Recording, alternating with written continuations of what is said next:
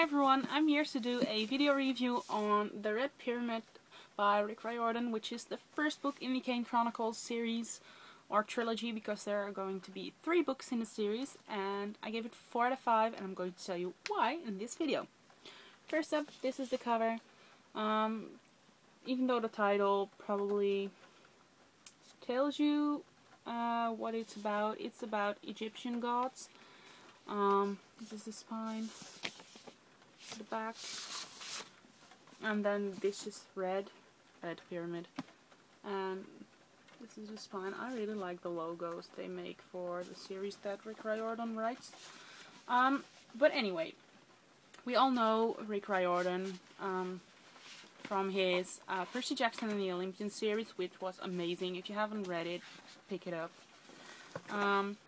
But he decided that he wanted to write about Egyptian mythology as well. So he wrote this book about Carter and Sadie. They are siblings. Carter's 14 and Sadie's 12. And Sadie has always lived with her grandparents because their mom died, and there was very heavy custody battle, and her grandparents won, so she lives with her grandparents in London. While Carter gets to stay with his dad, and he's traveled across the planet to visit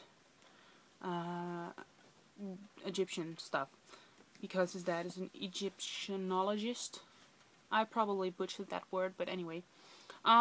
On Christmas Eve, they meet up in London, so Carter and his dad pick up Sadie, and they go to the British Museum, and their dad does little weird chanting stuff, and stuff explodes, and there are gods released. That's basically the plot line, and where it all starts. Sadie and Carter need to flee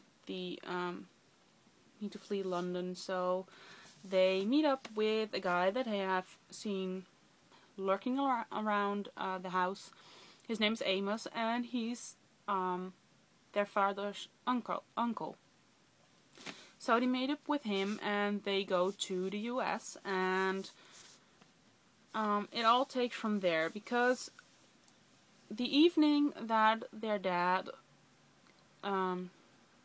destroyed half the museum, they released 5 gods, and one of the gods is Set, and Set is the god of chaos, and he wants chaos in the world, and they are kind of on the run for him.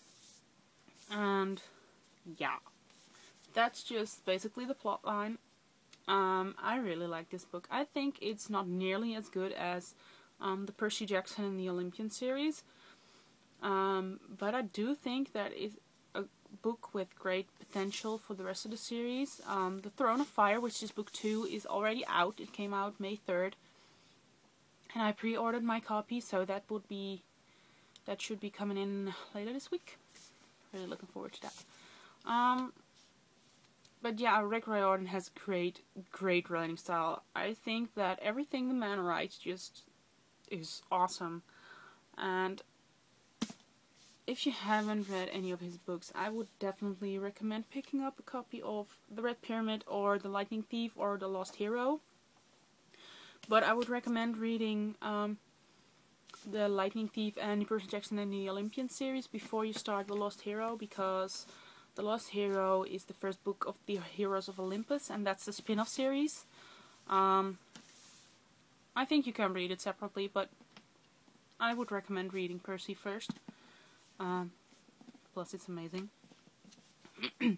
But anyway, I think the way he wrote this one is awesome. He wrote this as if Carter and Sadie were talking into a tape. So they were recording what they saw, what adventures they had, and it's just so really funny. The chapters are from both of their perspectives. So one time you'll see what Sadie said, and the next time you'll see Carter's point of view, and it's so funny. I love Carter more than Sadie, because I think Sadie was just a little too playing tough. I think Carter was great. I think he was hilarious. I think he was a great character. He was a caring character. He was funny. He was brave. And there was just something about Sadie that just didn't really do it for me. There was something with her that was... I think she was trying to prove herself too much. That's personally what I think. But they are great together, and they are such great persons. Amos was... yeah, I can't really say what I thought about Amos, because, well, you know if you read the book. I really like Muffin. Muffin is the cat that Sadie got when she was, when she went to live with her grandparents. But actually, she's a goddess. She's the cat goddess, and I thought it was a great character. And I love the descriptions that Riordan gave of her being scared and stuff. It just made me laugh out loud, and my parents thought I was crazy. But I would definitely recommend picking up a copy of this book. It's funny, it explores Egyptian mythology, and we have a lot of books based on Greek mythology around right now. There are tons of titles coming out that are based on the Greek myths, but personally I haven't seen a lot of books on Egyptian mythology, so I think it's a great title. So yeah, I would definitely recommend picking up a copy of this book. I would actually recommend picking up a copy of any of Rick Riordan's books, although I have to say I haven't read any of the Tre Navarre series, but that's for adults, so my hair is doing weird stuff. But anyway, 4 out of 5 for the Red Pyramid, because I still am kind of stuck on Percy Jackson. But it's a great title. I would definitely recommend picking up a copy, and yeah, that's about it. So yeah, that's what I have for you right now. Let me know in the comments below if you have read any of Rick Riordan's books, because sometimes I feel like I'm the only one who loves his writing. I know there are a couple of bloggers out there, but it's only a handful, and I think he's just awesome. So let me know in the comments below if you have read any of those books he wrote, or if you've read The Red Pyramid, of course, and what you thought of it. And that's it for today, and I'll talk to you guys later.